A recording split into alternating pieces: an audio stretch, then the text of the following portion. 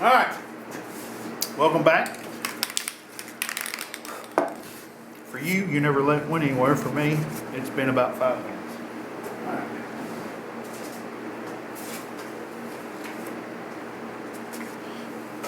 What I'm going to do now, I'm just going to go ahead and hit this with some 120. Go ahead and try and level out some of those 80 grit scratches out here on this outside area. Go ahead and hit them now.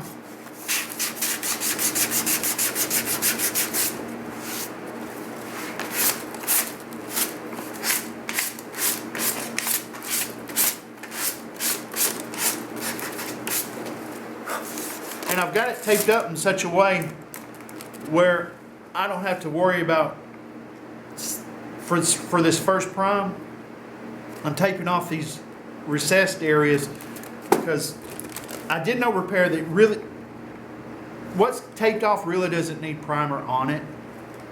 So there's no need in just making myself have more work. So I just taped it off and just, you'll see when I prime it up.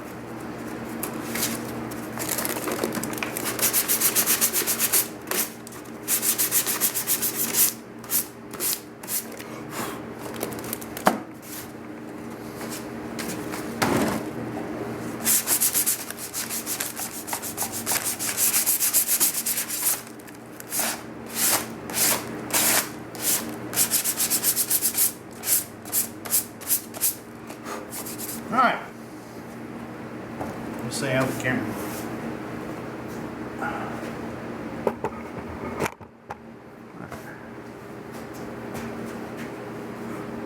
There we go. Alright, for primer, I'm just using simple Krylon primer, Color Master. I'm not going to use I don't need an adhesive promoter on this because according to the directions in the label, this already will stick well to primer or to plastic. So, and I'm not going to clean it, and the reason I'm not going to use like a wax and grease remover or cleaner on it, because this plastic and this filler will absorb a lot of that cleaner, and when I'll prime over it, and eventually the release agents from that cleaner are going to come through the primer, which could cause problems later on down the road. So I'm just leaving it in its state. There we go. All right. I'm not looking to use this as a filler. I'm just oh. Sorry about that, folks.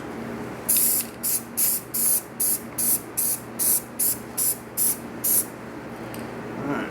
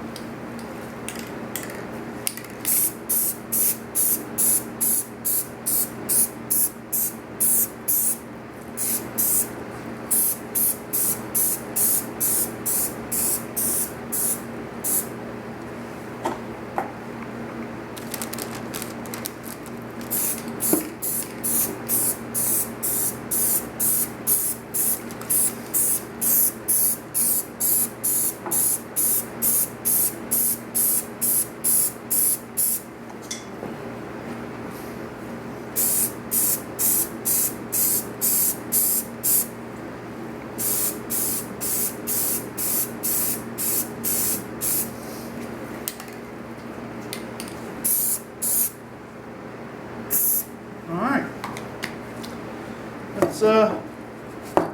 that's first prime done. Good deal. Alright, I'm going to let that set. I'll tape it up and do a little reveal here in just a couple of seconds. Alright, so I've given my primer time to flash off and dry so I can untape it. I've given it a good look over and I have gone ahead and let's see, this has been about 30 minutes since I primed it. What I like to do on my first primes is I'll take just a scuff pad and I'll go over and just lightly hit the primer, just trying to get that, have like a shine to it. dull it down a little bit. And what that does is it helps brings out any imperfections that that need to be addressed. It just brings stuff up. You can move it around in the light, and you'll see little bitty imperfections that you need to address. That's why sometimes this first prime, it really doesn't matter about, see, like I've got my sharp, I'm going to sand this whole helmet before I reprime it. But yeah, if you'll just go over it with a scuff pad, it'll just bring out the imperfections on it. But hey, you know what? Other than that, it looks good. It's looking good. It's got a good shape to it. And I'll do the same to the visor. And what I'm going to do is,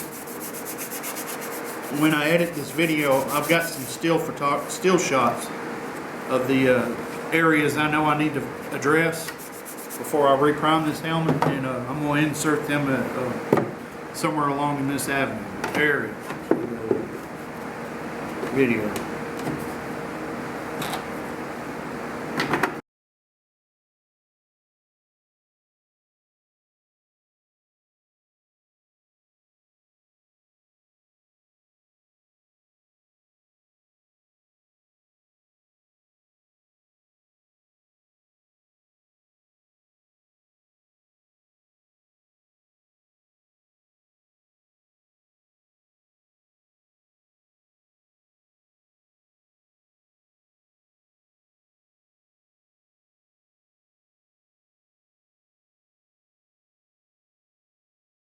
Just want to check the fitment.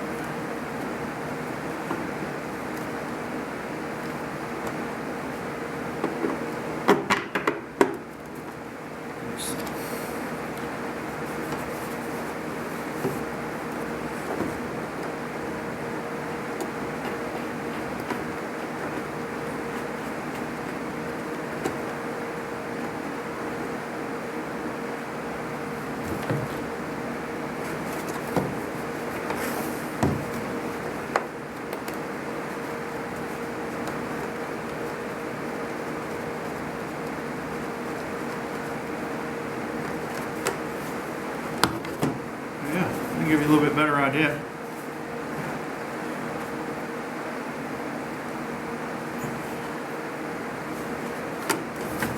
You can definitely see it starting to take shape. It's starting to look good. You know, visor it doesn't rub anymore because I can see. I don't see where it's dragging anywhere in my primer. That's another thing I like to do just soon right after I prime. While the primer's still a little soft and fresh, I can see what areas I need to address. But yeah.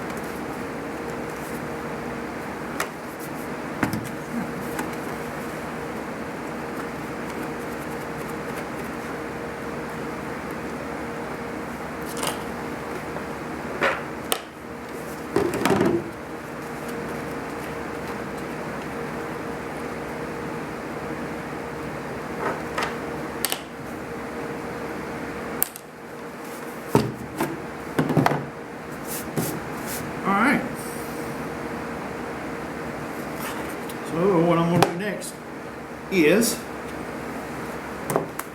I know you really can't see, but what I'm going to do is I'm going to go ahead and use some of this glazing spot putty. I'm going to put just a nice skim coat, just sort of like a first layer. I don't want to use Bondo. I want to slowly build up this glazing putty. I don't necessarily need to use a body filler for the little spots like right there, because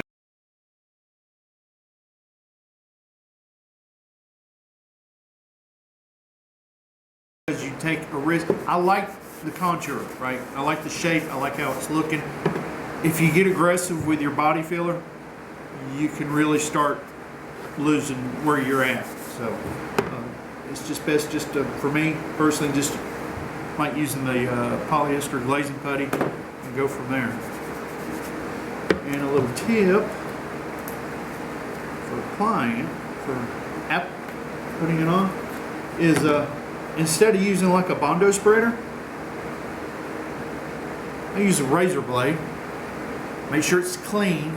It's doesn't have to necessarily be sharp. You just want it nice, the edge, not to have any ripples in it. What you do is, I'm gonna take my putty, and sometimes you got to squirt some of this out. There we go.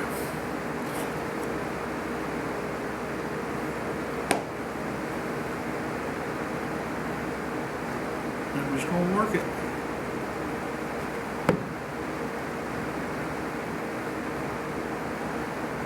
I'm not trying to build this up real thick. But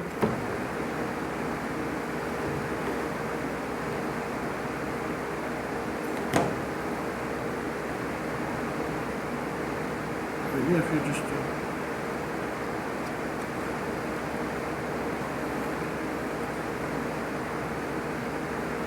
it doesn't take a lot. You just sort of just put it on the edge.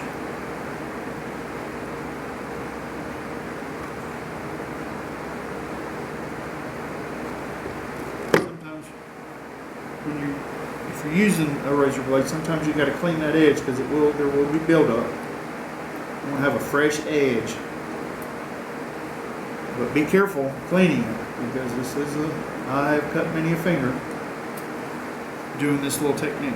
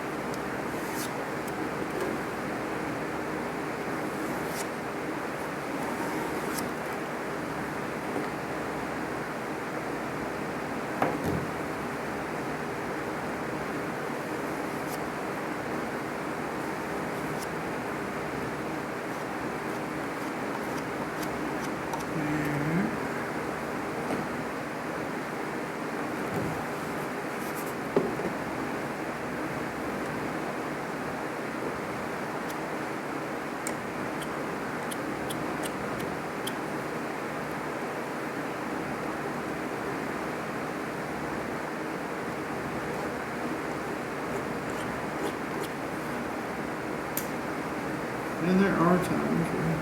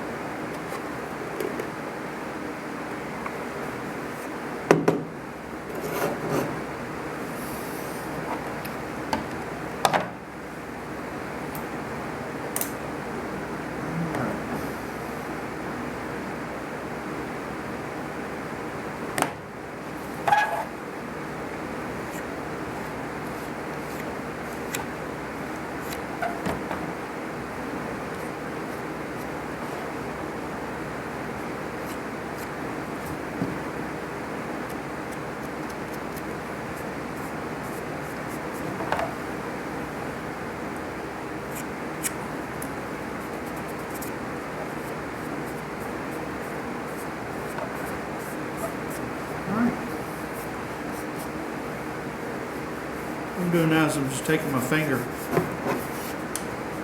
I don't want a heavy buildup. I don't want to have to sand down a lot just for just a small little area. So I'm just trying just to build up. And it's okay if the primer is still soft, and it will roll up some, but like I said, it's okay if that happens.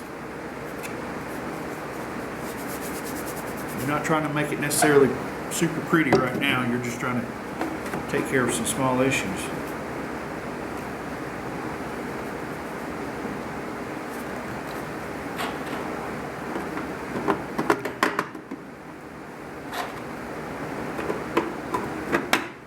Alright, but yeah, there's that.